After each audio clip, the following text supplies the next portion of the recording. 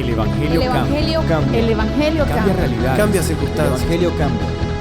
Cambia las vidas. Para bien. Y para siempre. Para siempre. El Evangelio cambia la tristeza. y la convierte en gozo. Cambia las familias. comunidades. Está cambiando nuestra El nación. Evangelio Está cambia. cambiando nuestra nación. La mayor experiencia del cambio para nuestra Venezuela. El cambio para nuestra Venezuela. El Evangelio cambia.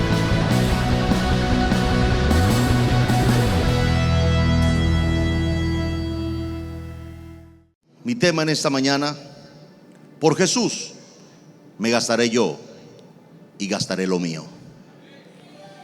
Dice su Biblia y la mía en 2 de Corintios capítulo 12, en el verso 15 dice: y yo con el mayor placer y yo con el mayor placer gastaré lo mío, y aún yo mismo me gastaré del todo por amor de vuestras almas, aunque amándoos más, sea amado menos.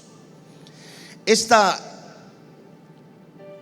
verso fue escrito por Pablo bajo inspiración del Espíritu Santo, aunque el verso habla de una decisión personal, una decisión que Pablo alcanza debido a su compromiso alto que tenía con Jesús. Y esto es lo que tiene que orar la iglesia. Tenemos que orar por el país, sí. Tenemos que orar por la salvación del perdido, sí. Pero tiene que haber un mayor compromiso con Jesús en la iglesia. Lo que más me preocupa en este tiempo es ver la falta de compromiso que hay con Jesús. Hay un compromiso mayor con los planes personales que con el mismo Jesús. Ahora bien, no veo mucho o no se ve mucho el compromiso que había en esta gente común, pero con compromisos, digamos, no comunes. El compromiso de Pablo con Jesús, o el compromiso de Pablo por servir a Jesús en la tarea que Jesús le había comendado, le hacía a él, le producía a él un compromiso profundo. Un compromiso profundo que estaba sobre todo y sobre todos. Ahora repito, lo que yo veo es un gran interés personal. Y en la iglesia, que eso afuera puede existir, pero me preocupa que en la iglesia la gente que conoce a Jesús, o la gente que debe conocer a Jesús, la gente que debe amar a Jesús, no tiene nivel de compromiso. Hoy todo el mundo habla de lo mío, de mi casa, de mi carro, de mi dinero, de mis cosas, pero pocos hablan de lo de Jesús. Lo que Jesús quiere, lo que Jesús desea, la voluntad de Jesús, lo que Jesús piensa, ha pasado a un plano secundario o tal vez más abajo. Ahora queremos todas las bendiciones de Dios, pero no queremos el compromiso con Dios. Y esto es un mensaje un poco incómodo, pero tengo que predicarlo. Porque me preocupa profundamente cómo la gente piensa hoy más en ellos y en sus cosas que en lo que Jesús quiere. Ahora bien, Pablo había alcanzado semejante compromiso que decía: yo gastaré lo mío.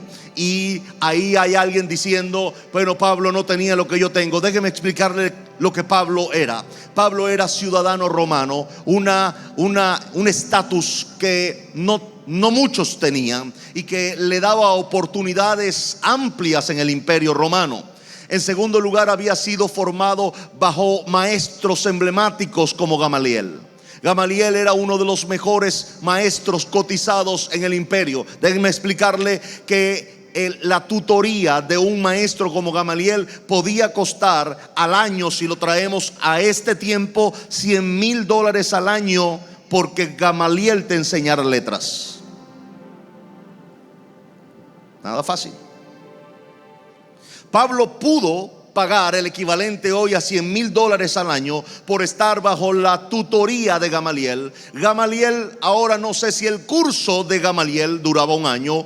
y tal vez duraba 3 años o 5 años, no lo sé. El asunto era que ponerse bajo la tutoría del maestro Gamaliel era muy caro. Por eso Pablo lo saca en su currículo, él lo saca en sus escritos, que fui formado a los pies de Gamaliel, porque no era cualquier cosa. Cuando usted lee algo en la Biblia, no lo tome por liviano, era algo serio. Cuando Pablo dice fui formado a los pies de Gamaliel, era o equivalía a formarse con el maestro más costoso del tiempo.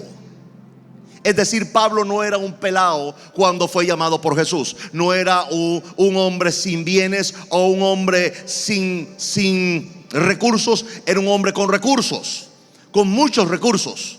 Ciudadano romano, egresado de la Universidad de Gamaliel, un hombre que tenía formación militar. Así que este hombre tenía muchos recursos a los cuales acudir en el momento de servir a Jesús. Cuando Jesús se le aparece camino a Damasco y él se convierte a Jesús, lea su Biblia, se va 14 años a Arabia, donde es prácticamente discipulado por el Espíritu Santo. Luego regresa a Jerusalén y durante 3 años es puesto a prueba por la iglesia, porque perseguía a la iglesia antes de convertirse a Jesús. Así que la iglesia estaba un poco atenta a lo que Pablo podría. No sabían si era una estrategia de Pablo para filtrarse en la iglesia y luego perseguirlo con más eficiencia. Sin embargo, después de 3 años, no los apóstoles, no ningún líder, sino que mi Biblia dice que el Espíritu Santo mismo habla y dice: apartadme a Saulo y a Bernabé para la obra del ministerio. Es el mismo Espíritu Santo el que ordena que Pablo sea puesto en el ministerio.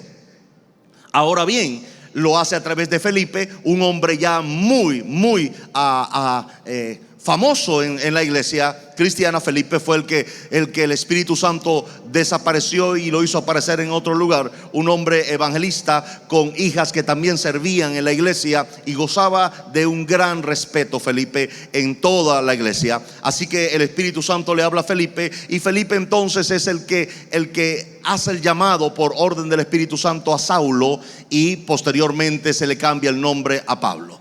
Este hombre que ha pasado por toda esta experiencia, que tiene recursos, aprendió, aparte de eso, en sus estudios, no lo sé, equivalía a ser un arquitecto en este tiempo. Pablo construía, si lee su Biblia lo va a leer, Pablo construía tiendas, pero no eran carpas como las que usted ve hoy. Eran tiendas porque ahí vivían los hombres ricos en el tiempo. Los hombres ricos armaban sus tiendas y armaban las tiendas de las demás familias, y eran errantes, andaban de acá para allá con su ganado y con sus siervos. Le hago todo el contexto histórico para que usted entienda que Pablo no era un pelado. Porque la gente, a la hora de que Pablo dice o escribe gastaré lo mío, no entienden a qué renunciaba Pablo. Pablo entonces hacía carpas o tiendas muy bien elaboradas que equivalían al tiempo a $500,000 si la vendiera hoy. O sea, Pablo era un constructor de casas, si vamos al punto, y era muy solicitado. Era tan solicitado que usted lee en la Biblia que en sus tiempos, cuando no estaba predicando, estaba haciendo trabajos, y luego se asoció con un buen hombre de Dios para hacerlo.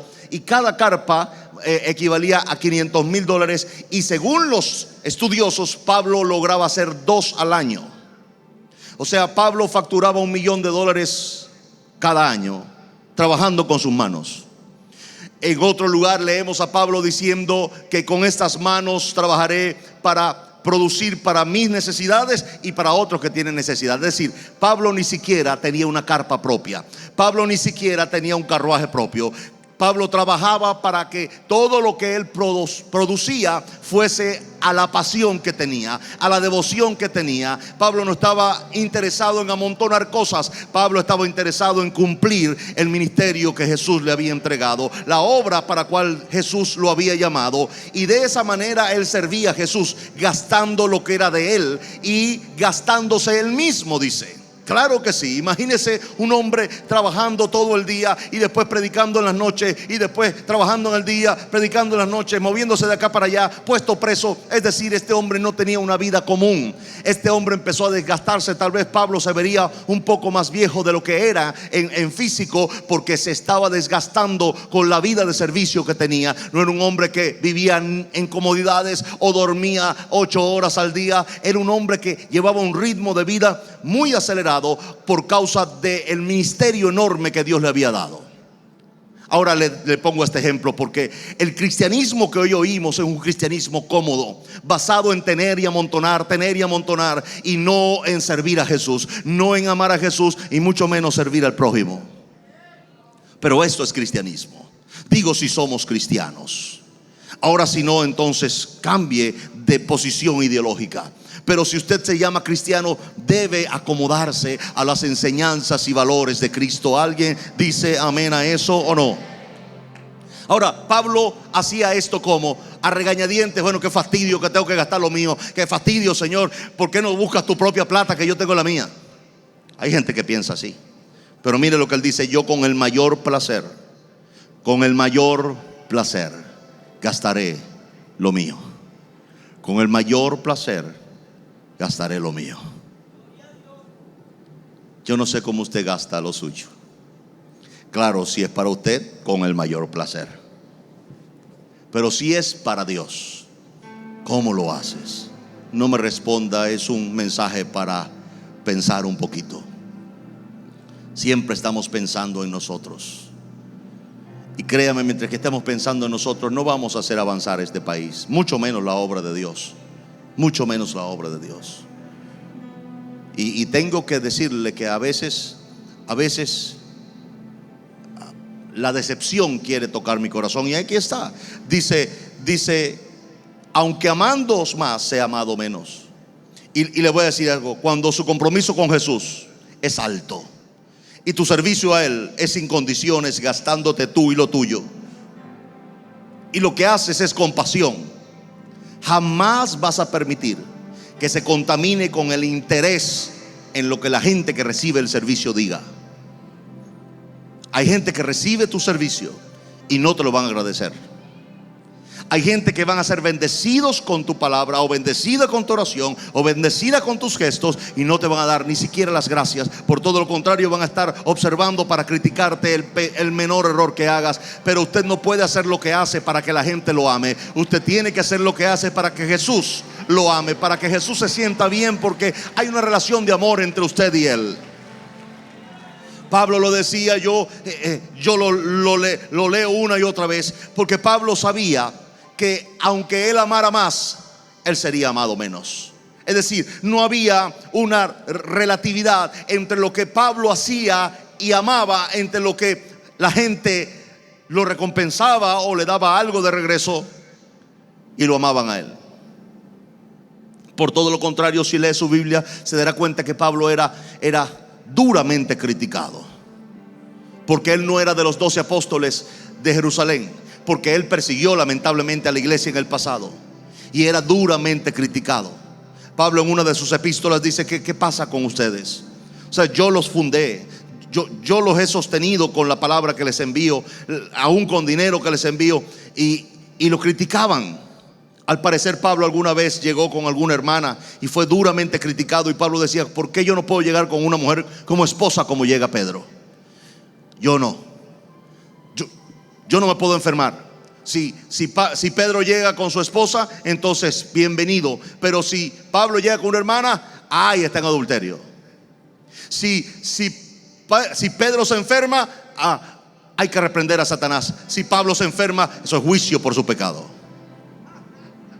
Pablo sufría esa persecución y en un momento tuvo que reclamarle a la iglesia y al final arrepentirse y decir: perdón, ustedes me obligaron a esto.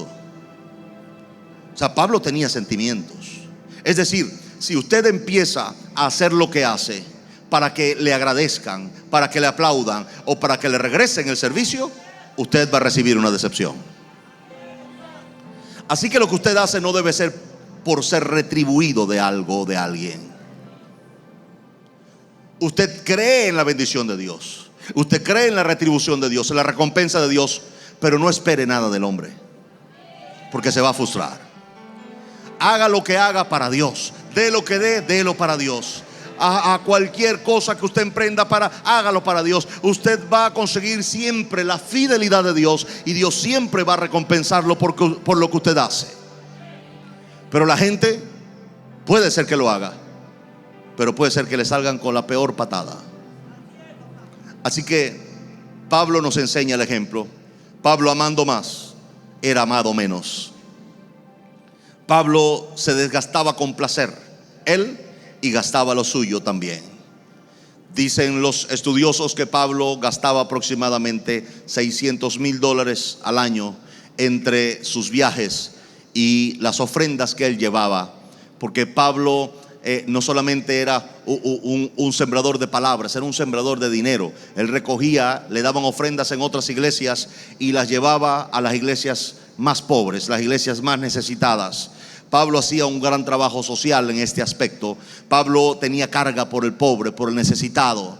Pablo no solamente era un famoso predicador del evangelio como tenemos en el mundo, con aviones, jets propios, etcétera. Y no los critico, si los tienen pues que los usen bien. Pero no era este tipo de servidor, no era este tipo de ministro. Era un hombre con carga por el necesitado. Era un hombre con carga por el que tenía pobreza, por el que estaba abatido, estaba siempre preocupado por las viudas y los huérfanos, al punto de decir: esa es la verdadera religión. Si alguno va a querer ser religioso, no sea religioso del tipo que critica y condena, sea religioso del tipo que ayuda. Y entonces les decía: la verdadera religión es ayudar a los huérfanos y a las viudas. O sea, dar. Digo, si usted se va a meter religioso, asegúrese que sea un religioso que da. No da palo, no. Un religioso que da servicio, que da dinero incluso para los que lo necesitan. Hay un verso muy peligroso. Jesús dice que ay de vosotros si la justicia, y óigame esto, Jesús le está hablando a los fariseos y le dice: si la justicia de los impíos es mayor que la de ustedes.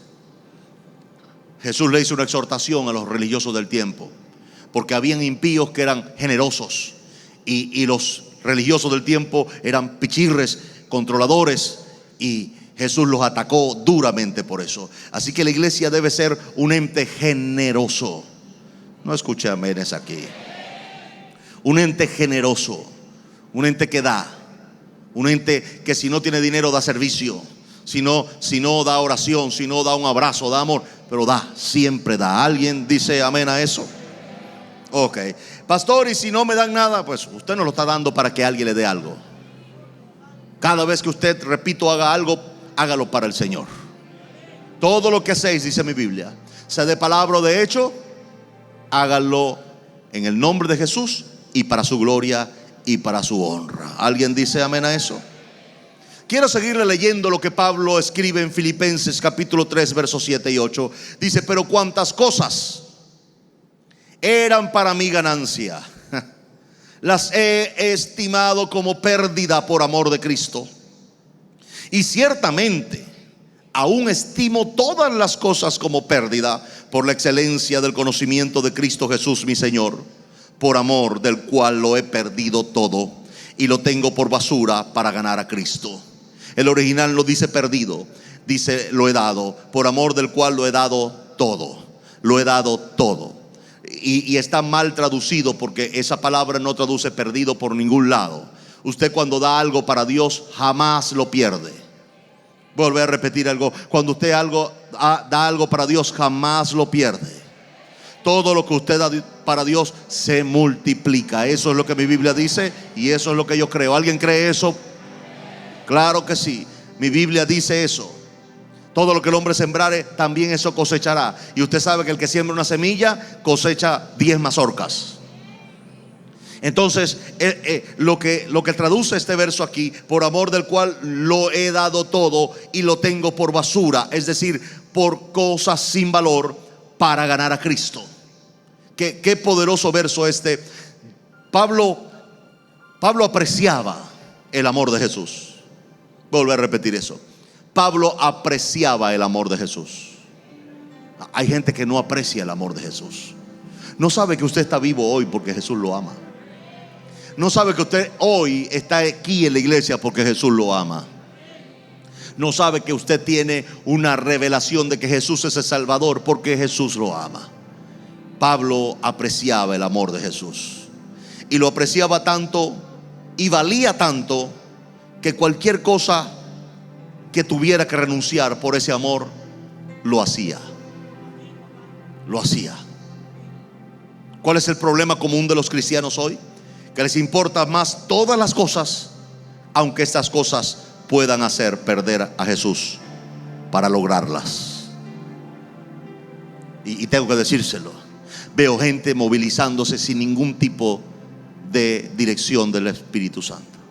Veo gente que se mueven solo por un fajo de dinero, van a vivir a cualquier lugar, sacrifican cualquier llamado, sacrifican cualquier responsabilidad que Dios le haya puesto sobre los hombros, porque están detrás de una meta personal, de un sueño personal. Créame que ese no es cristianismo. Eso no se puede llamar cristianismo. Eso tiene que llamarse egoísmo, individualismo, pero está muy lejos de ser cristianismo. ¿Sabe cuántas oportunidades? El Espíritu Santo es mi testigo, mi familia también lo es. He renunciado por permanecer haciendo la voluntad de Dios. He renunciado a propuestas que podrían darme a mí, a mi familia, una situación de tranquilidad enorme. Sin embargo, no las he aceptado. El Espíritu Santo aquí es mi testigo y mi familia también. Podría estar en otro país haciendo también las cosas que hago aquí, pero Dios no me puso en otro país. Dios me puso en este país.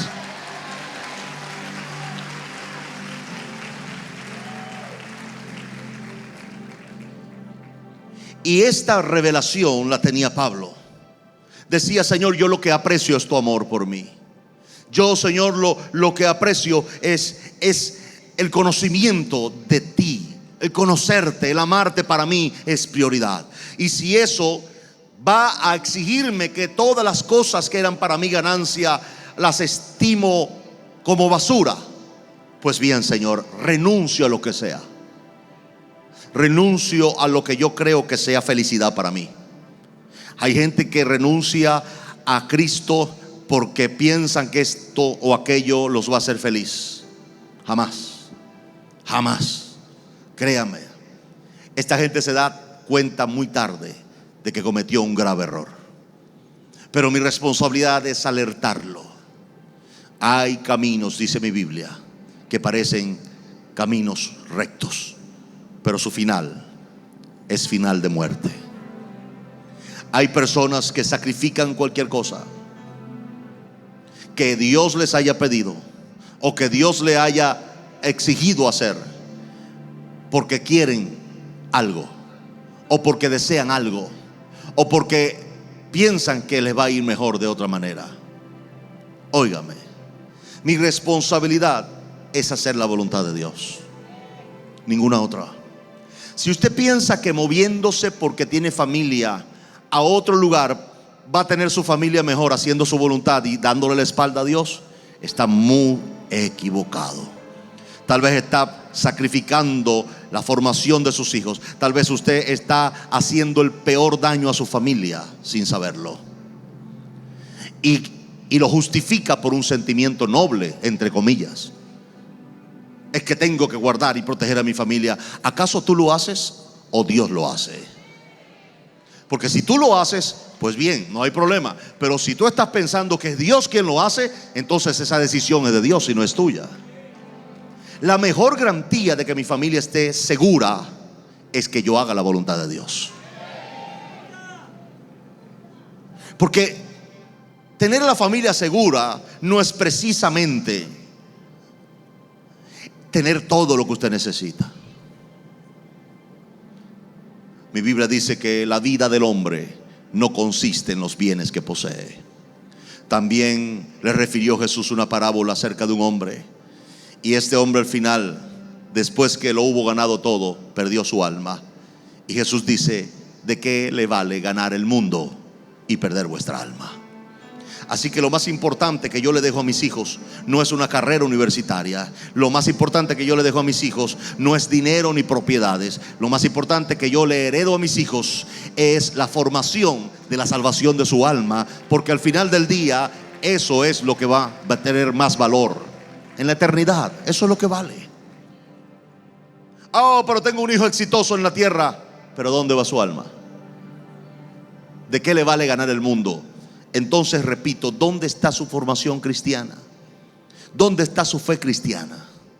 ¿Dónde están sus valores cristianos? Si usted vive como cualquier mortal allá afuera, ¿de qué nos sirve ser cristiano y tener esta Biblia y tener fe en Jesús si vivo como todo el mundo vive afuera? Sin valores, sin visión de futuro en valores cristianos, sin herencias sólidas para nuestros hijos, sin entender que la formación a nuestros hijos es más importante que un carro o una casa. Es muy importante que usted entienda ese mensaje, porque si queremos recomponer este país, y si usted quiere que su familia sea bendecida, protegida y llevada a lugares de delicados pastos, tendrá que oír este mensaje y ponerlo por obra.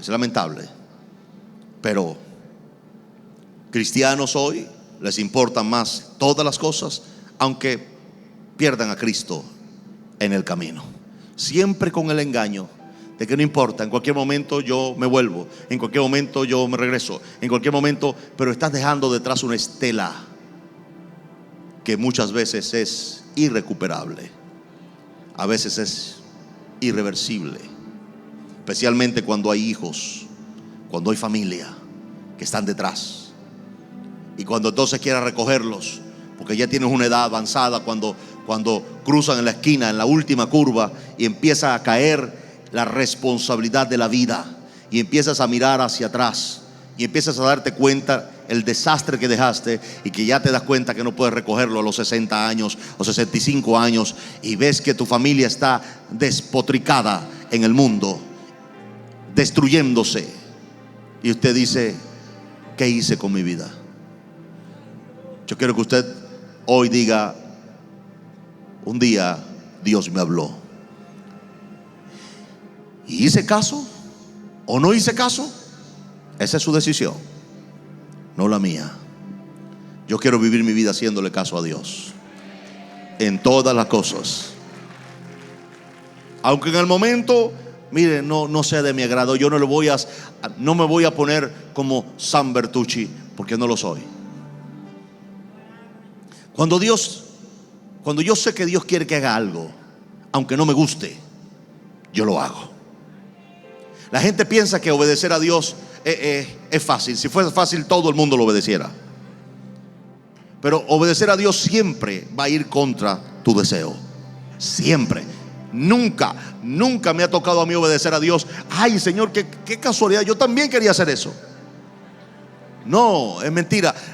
La mayoría, todas las veces que Dios me llamó a hacer algo, yo digo: Señor, por favor, para que la excelencia del poder sea de Dios y no de nosotros. Dios es especialista en hacer eso, y veo que no importa el tiempo, Dios no se cansa de hacérmelo siempre. Cuando ya yo tiro la toalla personalmente, cuando yo digo: Señor, ya hice todos los brincos que hice como responsable. No es que eso es falta de fe, no, que usted hace todo lo que usted puede hacer para cumplir la obra de Dios, para que la obra de Dios se haga. Usted hace esto, hace aquello, habla aquí, habla allá, usted trata de hacerlo, pero en un momento sus fuerzas se anulan, y Dios es especialista en aparecer ahí y decirle: ok, ahora te voy a demostrar que soy yo el que te llamé a hacer esto, y el que te respaldo, y el que siempre te va a respaldar siempre y cuando tú confíes en mí. Aquí está. Así que déjeme decirle que cuando nosotros tenemos, como Pablo, un compromiso con Jesús alto, usted no está echando brincos para pagar algo suyo. Usted no está haciendo brincos para darle algo a algo para usted. Usted está haciendo brincos y saltos para darle algo a otro más, que no es usted, que no es su familia. Esa clase de servicio tiene un gran valor para el cielo. ¿Alguien dice? Amén a eso. Así que sigo leyendo en Hechos capítulo 21.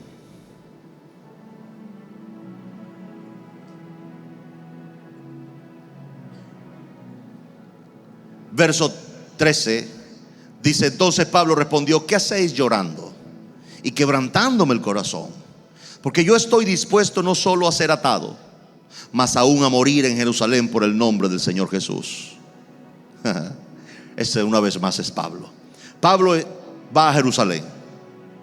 Pablo va a Jerusalén. Pablo trae una ruta de salvación, una ruta de misionera.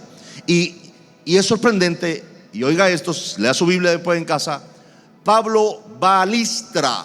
En el recorrido, Pablo decide que va a entrar en Listra, una ciudad, para predicar a Jesús. El Espíritu Santo le dice a Pablo: no entres en Listra. O sea, no vayas a salvar a nadie en esa ciudad. Y usted dirá: ¿puede haber un plan de Dios para no salvar una ciudad? Para no salvar por ahora una ciudad, sí. Pero para salvarla después, obviamente que Dios es un Dios de salvación. Lo que quiero decirles es que usted tiene que oír a Dios aún para predicar a Jesús. ¿Alguien entendió lo que acabo de decir? Ok, importante eso. Ahora, Pablo está despidiéndose en el puerto para zarpar a Jerusalén, y viene un profeta y hace un acto de estos proféticos. Agarra, le quita la correa o el cinturón a Pablo y se amarra de los pies y se amarra las manos, y dice: así van a amarrar al dueño de este cinto en Jerusalén y lo van a azotar.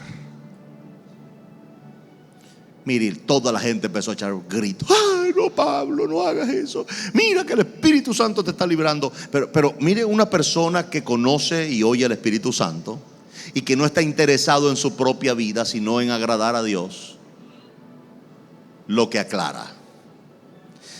Es verdad que el Espíritu Santo le dijo a Pablo que cárcel o prisiones y tribulaciones le esperaban en Jerusalén. Pero es verdad que el Espíritu Santo nunca le dijo a Pablo que no fuera. Lea su Biblia. Nunca el Espíritu Santo le dijo a Pablo: Pablo, no vayas. Le dijo antes: no entres a Listra. Pero a Jerusalén solamente le dijo: te esperan en Jerusalén prisiones y tribulaciones. Mire lo que es saber oír al Espíritu Santo y no contaminarlo con sus deseos egoístas o personales. Cualquiera que hubiera dicho eso: no, ya el Espíritu Santo me dijo que allí lo que habían eran prisiones y tribulaciones, yo me voy al otro lado. Pero si el Espíritu Santo le dice a usted: te esperan, te esperan. Si te dice te esperan, es porque tiene que llegar. El Espíritu Santo dijo: Pablo, te espera en Jerusalén. No ofrendas, no hoteles 5 estrellas, no aplausos, te esperan. No te esperan hermanos con recibimientos y pancartas, te esperan. Tal vez Pablo dijo: me esperan. Wow, Señor, qué bendición. Sí, te esperan prisiones y tribulaciones. Pablo sabía que tenía que ir. Y el profeta viene y le dice: esto es lo que te espera. Pablo ve, todo el mundo llora, y empiezan a decirle: Pablo, no vayas, por favor, no vaya. Y Pablo dice: ¿qué hacen llorando? Quebrantándome el corazón a ustedes. O sea, me quebranta el corazón sus lágrimas. Pero sus lágrimas, por más que los amo, no me van a hacer desviar de mi destino profético. ¿Alguien dijo amén a eso? Nunca permita que el ruego de nadie, que las lágrimas de nadie lo hagan desviar de su decisión de servir a Dios y de hacer su voluntad. ¿Alguien dice amén a eso? Nadie puede tener el poder de desviarlo a usted. Mire, ¿quién le dio a Adán Eva? ¿Quién se la dio? Dios. Una pregunta: ¿Adán lo pidió? No, Dios se la dio. Dios se la dio como un acto de bondad. No es bueno que este hombre no es solo por ahí, pobrecito. Es un búho. No.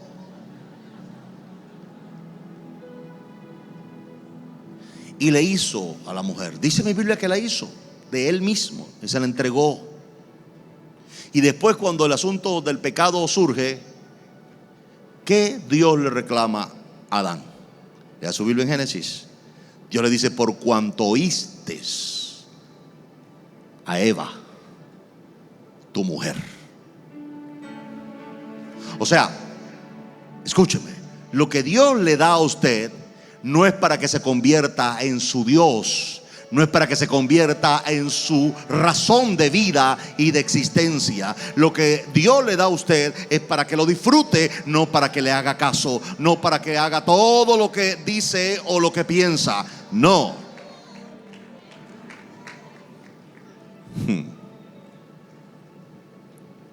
Por cuanto oíste.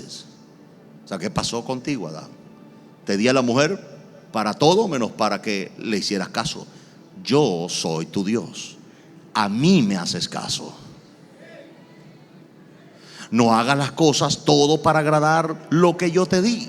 Haz todo lo que tengas que hacer para agradarme a mí, que fui el que te di eso. Alguien dice amén a eso.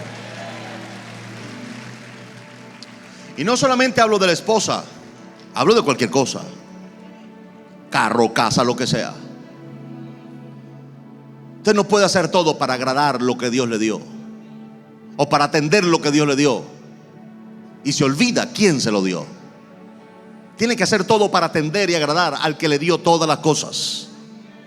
Y recuerda lo que la Biblia dice: Él nos dio todas las cosas en abundancia para que la disfrutemos, no para que lo obedezcamos, no para que le sirvamos a las cosas. Alguien dice amén a eso. La pregunta no es lo que todo el mundo dice: no, es que si Dios está conmigo, si Dios va conmigo. No es eso, es si yo voy con Dios. ¿Por qué? Le voy a dar este ejemplo. El que dice que alguien va con él es el que tiene la dirección y la decisión. O sea, el que maneja. Cuando usted le dan la cola, abre la puerta del carro, ¿usted va con quién? Usted se montó en el carro, usted va con el que maneja. Usted no se monta en el carro y después que está en el carro le dice: hermano, maneje, que yo le voy a decir por dónde vamos. Hermano, va a decir: hermano, yo le estoy dando la cola, yo lo dejo donde pueda. No, usted me lleva donde yo diga. Hermano dice: no, pues bájese del carro. Cuando usted camina y avanza, usted no dice: Señor, ven conmigo, yo soy el que decido, yo soy el que tiene la dirección, porque yo soy aquel que sabe. Por favor, aquel que sabe es Dios. Es usted que tiene que ir con Dios.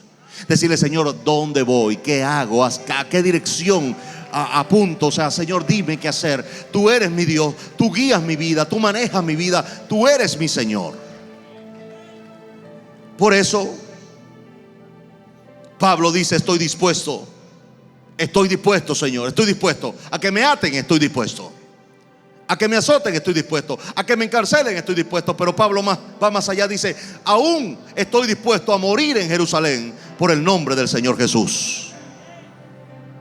No es el evangelio facilista, no es el concepto facilista. Óigame, iglesia, tiene que haber un compromiso profundo con Jesús. Tiene que haber una vida verdadera con Jesús. Tiene que haber un deseo de cooperar con la voluntad de Dios. Si me llamo cristiano, no puedo ser un cristiano nominal, tengo que ser un cristiano devocional, un cristiano que tiene revelación de Jesús, un cristiano que está dispuesto a lo que tenga que estar dispuesto por agradar a Jesús, por seguir a Jesús, por obedecer a Jesús. Pablo estaba dispuesto a todo por Jesús, y eso que sabía que le iba a suceder. Así que le sucedió en Jerusalén. Lo apresaron, lo azotaron, no lo sentenciaron porque era ciudadano romano, pero si no lo hubieran sentenciado también ahí a muerte. Ahora bien, Pablo sabía lo que le esperaba. Y yo le digo a usted, Usted tiene que estar consciente que seguir a Jesús no es para gallinas. No, las gallinas no se salvan. Las gallinas no las comemos en sancochos. Esto es para valientes. Esto es para gente gallarda, atrevida, que puede ir contra un sistema, que puede ir en contra de toda una ola y pararse y quedar firme. Una persona que siempre tiene su deseo y su visión en lo que Dios quiere hacer, en el deseo de Dios. Créame, cuando usted se para ahí, va a ser el gigante más alto de todo el lugar. Va a ser esa persona que puede decir: si Dios conmigo, ¿quién contra mí? David estaba en esa posición tan firme que decía: caerán 1000 y 10,000 a mi diestra, mas a mí no llegará. Mas a mí no llegará. Mas a mí no llegará. Era sorprendente, pero leía un enunciado de no sé si será verdad o no, fue un escrito de uno de los capitanes principales del ejército de David. Su nombre era Abner, y este hombre escribe, y después fue conseguido ese escrito, la forma sobrenatural en que el rey David, que siempre peleaba en el lugar más peligroso de la batalla, donde estaban los más bravos, los más valientes, y él iba enfrente. Era un rey, no que se estaba atrás protegiéndose, que también era válido por ser el rey, sino que este era un rey raro que le gustaba pelear enfrente, ponerse enfrente de la batalla, el lugar más peligroso de la batalla.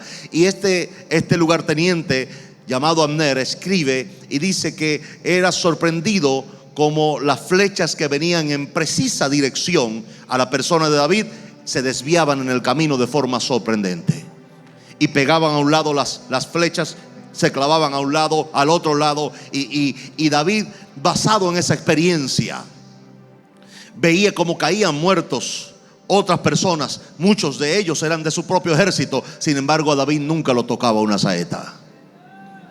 David tenía esta revelación tan profunda que escribió: caerán a mi lado 1000 y 10,000 a mi diestra, mas a mí no llegará. ¿Cuál es la explicación? Por cuanto he puesto al Altísimo por mi habitación, no me sobrevendrá plaga, no me sobrevendrá mal, ni plaga tocará mi morada. Es sorprendente que usted lee también su Biblia y en ningún momento David se enferma. No hay enfermedad. Lo que hay es angustia, sí. Se angustiaba y su angustia llegaba hasta sus huesos. Era una angustia de rey, otra cosa, no era enfermedad. Así que David tenía una profunda revelación de estar en el camino correcto y hacer la voluntad de Dios. Por eso él decía: mis días, Señor, están en tus manos. Jehová cumplirá su propósito en mí. Usted tiene que tener esta seguridad en su vida. ¿Está usted trabajando para Dios? ¿Está usted viendo el servicio a Dios? ¿O sencillamente una vida fugaz que se va a acabar en cualquier momento? Repito, la eternidad es fundamental para el cristiano. Si usted no entiende que ser eterno es mejor que ser rico, ser eterno es mejor que ser exitoso, usted querrá ser más exitoso y rico que eterno. La eternidad es lo que más importa. No escuché amenes aquí. Ahora, ¿cómo vivía Pablo su vida? Hechos capítulo 20, 24. Pero de ninguna cosa hago caso, léalo, ni estimo preciosa mi vida para mí mismo, con tal que acabe mi carrera, ¿cómo? Con gozo, y el ministerio que recibí del Señor Jesús para dar testimonio del evangelio de la gracia de Dios. Note bien que Pablo descubrió algo: servir a Jesús y renunciar a las cosas que quiero por agradar al que me salvó, no debe ser hecho con cara de limón, con amargura. Hombre, qué fastidio. Yo quería dormir hasta tarde hoy. Tengo que ir para la iglesia.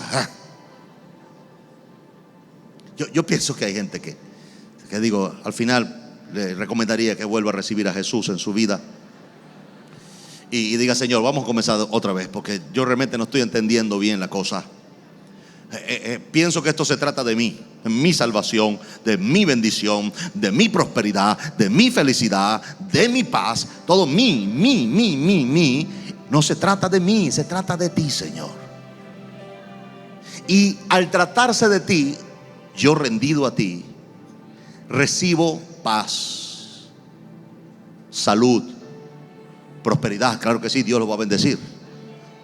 Dios no lo quiere arruinado, Dios lo quiere bendecido. Primera de Juan 1:2, ahí está. Tercera de Juan 1:2. Pero es el resultado de mi rendición a Él, no de que Jesús se me rinda a mí para que Él haga todo lo que yo quiero. Señor, dame esto, Señor, dame esto. Ay, qué bendición, recibí a Jesús y ahora me va bien. Sí, te va a ir bien, pero el asunto no es cómo te va aquí, el asunto es cómo te va a ir toda la eternidad. Repito, la eternidad es fundamental en el asunto de ser cristianos. Porque si usted vive para esta vida, va siempre a tener una queja. Y hay gente que no se queja con la boca, pero se queja con el corazón y se queja con la cara. Tienen cara de queja. Cara de queja. Una cara todo el tiempo serios, amargados. Es raro cuando usted los ve alegres. Cuando los ve alegres, usted dice: no sé, Cristo va a venir mañana. Por fin le veo echando broma, le veo riéndose. Yo creo que estas personas tienen que redimensionar sus vidas cristianas. Repito, y lo he dicho varias veces, lo repito una vez más: yo no estoy aquí para ser feliz, estoy aquí para ser obediente. Y en esa obediencia es mejor que yo termine consiguiendo mi felicidad en esa obediencia. Mi felicidad en esa obediencia. Dios está haciendo algo. Oye lo que acabo de decir: Dios está haciendo algo.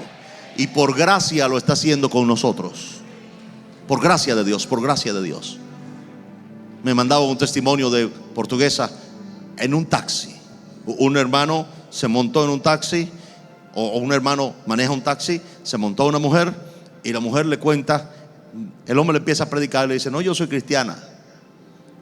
Y le dice: es cristiana. Bueno, está bien, no hay problema, gloria a Dios que es cristiana. Y el Señor se identifica que va a nuestra iglesia. Usted de allá, qué bueno. Bueno, yo no soy de ahí porque la iglesia donde asisto queda más cerca de mi casa y esa me queda lejos. Pero yo quiero que usted sepa esto. ¿Usted conoce Pastor Bertucci? Y le dice: sí, bueno, lo conozco, le dice él, alguna vez lo he visto relativamente cerca. Y le cuenta el testimonio y me lo pone. Me lo mandan por video. El asunto es que la mujer se convirtió a Cristo por los programas de televisión, era santera. Y se convirtió a Cristo por completo. De la santería al cristianismo, viendo en la mañana un programa de televisión.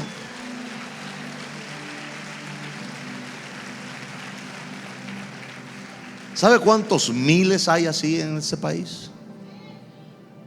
¿Y sabe qué? Me gustó mucho que no asiste a nuestra iglesia, asiste a otra. Porque yo no predico a Jesús para que la gente venga a mi iglesia. No mando el evangelio Cambia los sábados para que la gente venga a mi iglesia. Yo predico a Jesús para que Jesús se agrade en primer lugar. Y en segundo lugar, para salvar esas almas cautivas que iban al infierno y que ahora irán al cielo. Y si hay un tercer lugar, es para llenar el cielo y no para llenar nuestra iglesia. Así que hacemos una enorme inversión en que la gente oiga la palabra de Dios, no para tener a esa gente en mi iglesia, en mi organización, bajo mi autoridad, sino para tenerlas bajo la autoridad de Jesús en la iglesia que ellos escogieron, pero lo voy a ver en el cielo. Así que tenemos que estimar las cosas de Dios más valiosas que nuestra propia vida, y debemos hacerlo con gozo. ¿Se acuerda el término gozo? Significa sentimiento de bienestar pleno. Así que usted podría decir: con tal de que acabe mi carrera con un sentimiento de bienestar pleno. Y cuando yo siento este sentimiento, valga la redundancia, es cuando veo la voluntad de Dios cumplida. Por eso es que usted debe servir a Dios no con cara arrugada, no con dolor, sino con alegría, con gozo. Si usted da algo, délo con gozo, délo con alegría. Usted está haciéndolo por revelación, no por obligación. ¿Alguien dice amén a eso?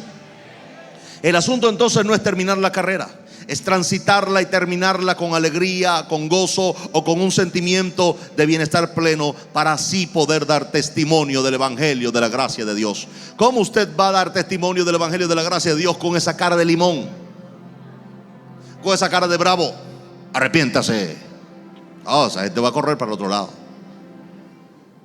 La gente tiene que desear el Dios que tú tienes. Voy a volver a repetir eso. La gente tiene que desear el Dios que tú tienes. ¿Escuché aménes aquí o no? Está claro que este camino no es para cobardes.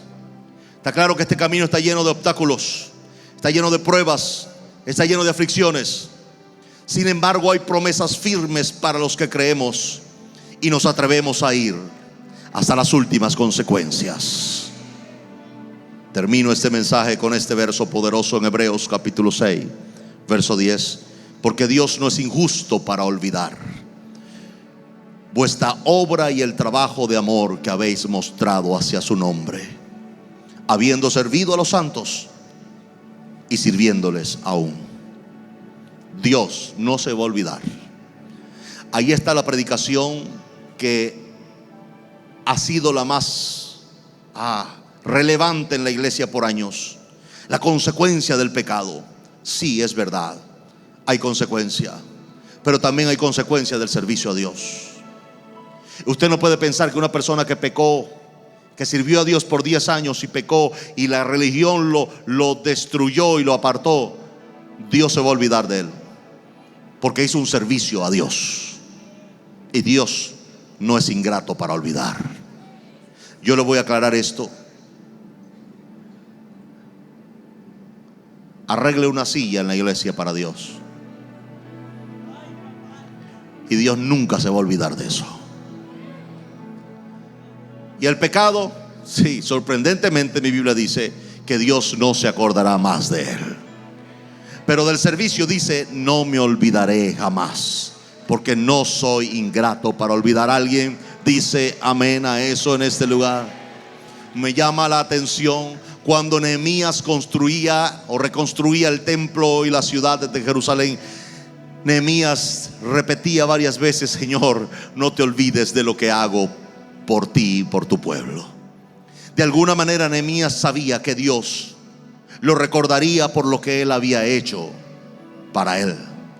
Dios es tan poderoso en su recuerdo por el bien que tú hiciste con otro, que acerca de David, 10 generaciones después de David, que algunos de ellos hicieron un gobierno de mal, dice la Biblia, pero Dios decía, no le hacía daño. Y lea su Biblia, decía: por causa de David su padre. Por causa de David su padre. Por causa de David su padre. Mire bien que lo que usted hace para Dios en esta vida va a ser transgeneracional. Va a valer para sus hijos, va a valer para sus nietos, va a valer para sus bisnietos, va a valer para sus tataranietos. Y Dios entonces, cuando haya alguno de su familia que se le ocurre salir del redil y del camino de Jesús, entonces algún acusador va a decir en el cielo: mira, ahí está un Bertucci y Dios va a decir: no, tengo un plan de salvación para ese muchacho o para esa muchacha por causa de su padre. Así que no hay nada que hacer, hay que traerlo a la salvación, hay que traerlo al redil de los salvos. Créame, si usted hoy y toda su familia no es cristiana, usted es la seguridad de todo su linaje, usted es la seguridad de todo su apellido, de que Dios va a tener un dedo en medio de esa familia. Así que no se sienta mal porque tiene una familia que no coopera con Dios. No se sienta mal porque usted es el único. Siéntase bien porque usted es la garantía para su familia. Usted es la única influencia del cielo en ese hogar. Dios tiene tu linaje. Dios es un Dios de linaje. ¿Acaso no lo ha leído? Cuando usted lee su Biblia, leerá fulanito, hijo de sutano, hijo de mengano, hijo de este, hijo de este, hijo de este, y usualmente va a llegar el último hasta que sirvió a Dios. Léalo. Dios empieza: fulano, hijo de mengano, hijo de fulano. Ese último, cuando usted lo busque en su Biblia, se dará cuenta que fue el que sirvió a Dios, el que tuvo la mejor relación con Dios. Así que Dios va a ir de ahí, de usted en adelante. Cuando haya un familiar de aquí a 4 o 5 generaciones que no quiera nada con Dios, entonces se busca su linaje en el cielo. Empiece: fulanito, hijo de sutanito, hijo de perencejo, hijo de este, hijo de aquello, hijo de esta.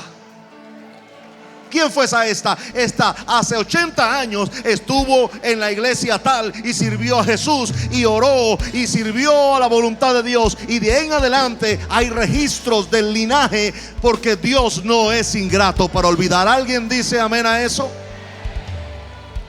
Lo más poderoso que hay es una abuelita cristiana. Por esa abuelita o por esa tatarabuelita o lo que venga después, usted está aquí hoy. Y lo mejor es que de aquí en adelante hay un nuevo linaje que Dios hace cuando usted se levanta a servir a Dios. Usted es entonces la línea de referencia hoy para el cielo. Y eventualmente siempre en ese linaje, siempre se levantará uno o se levantará una con ese mismo espíritu. Qué gran promesa. Usted fue una intercesora. No se sorprenda si de aquí a 4 generaciones parece que ya se olvidó la familia de orar. Se levanta una niñita que desde los 5 años o 6 años es una poderosa intercesora. Y entonces nunca falta alguien en la familia que: ay, eso era como mi tatarabuela, esa mujer se oraba. Porque las influencias espirituales no mueren, se suspenden en el aire, esperando que aparezca otro con el mismo corazón en el linaje, y vienen sobre él o vienen sobre ella. ¿Alguien dice amén a eso en este lugar? Dios es especialista en esperar para bendecir a alguien. Voy a ir más allá. Habrá oraciones que usted hizo que no le serán respondidas en su vida, le serán respondidas a su próxima generación, porque las oraciones tampoco perecen. Las oraciones permanecen intactas hasta que sean respondidas. Así que no olvide que Dios no es injusto para olvidar su servicio.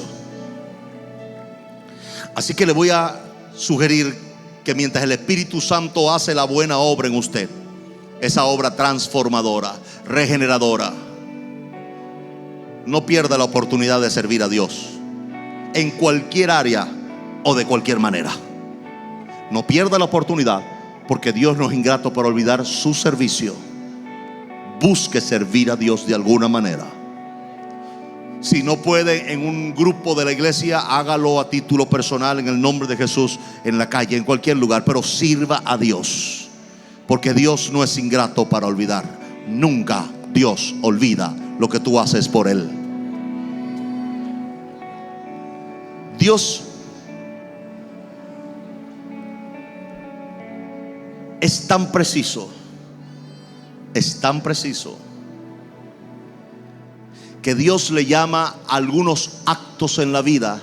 Léalo en el Antiguo Testamento, se llaman actos memorables.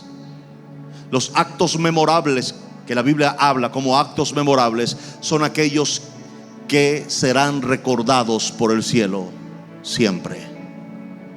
Siempre. Nunca se olvide de esto último que le estoy diciendo. Cada cosa que usted haga para Dios será notada y no será olvidada. Pastor, pero ¿y el pecado? Bueno, después que usted se arrepiente, dice mi Biblia que son borrados. Pero después que usted sirve a Dios, nunca lo que hizo será borrado. Será recordado por los siglos de los siglos y por toda la eternidad. Amén. ¿Alguien cree eso conmigo en esta mañana? Póngase sobre sus pies, por favor.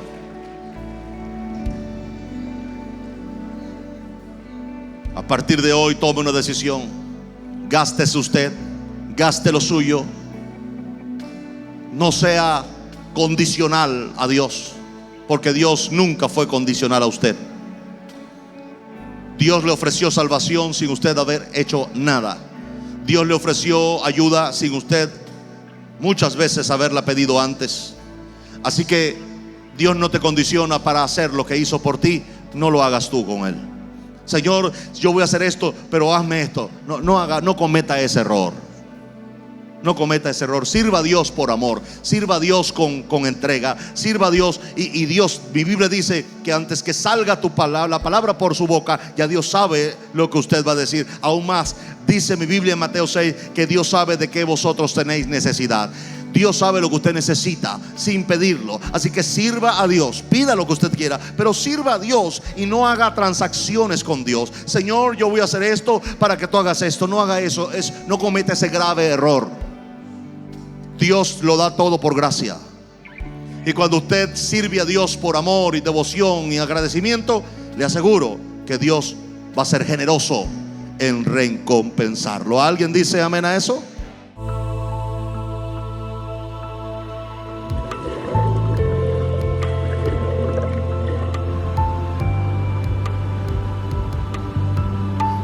Señor, una resurrección simbólica hoy,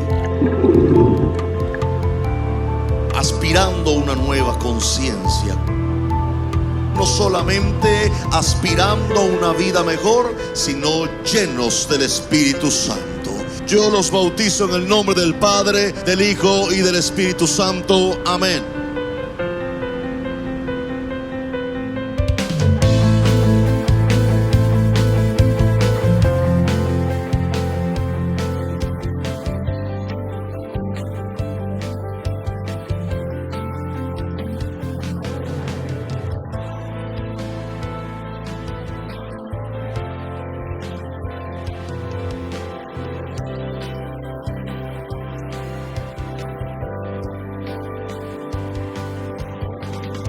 Esto simplemente es indescriptible. No tengo palabras. Yo creo que mis lágrimas lo dicen todo. Sé que a partir de hoy voy a ser una nueva mujer y le voy a entregar mi vida a Dios hasta las últimas consecuencias.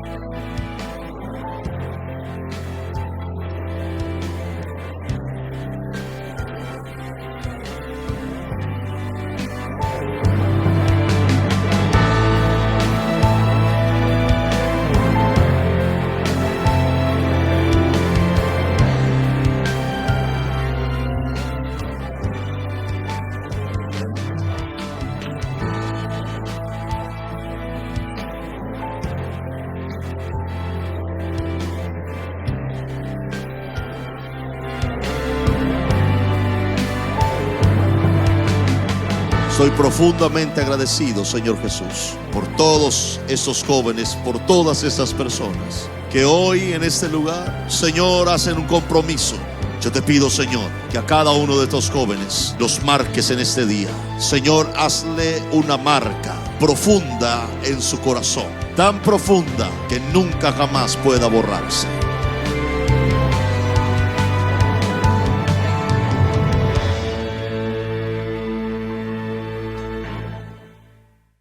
Evangelio cambia. El Evangelio Cambia cambia. realidades. Cambia El circunstancias. Evangelio cambia.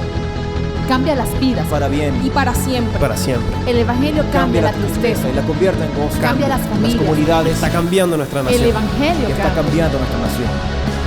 La mayor experiencia del cambio para nuestra Venezuela. El cambio para nuestra Venezuela. El Evangelio cambia.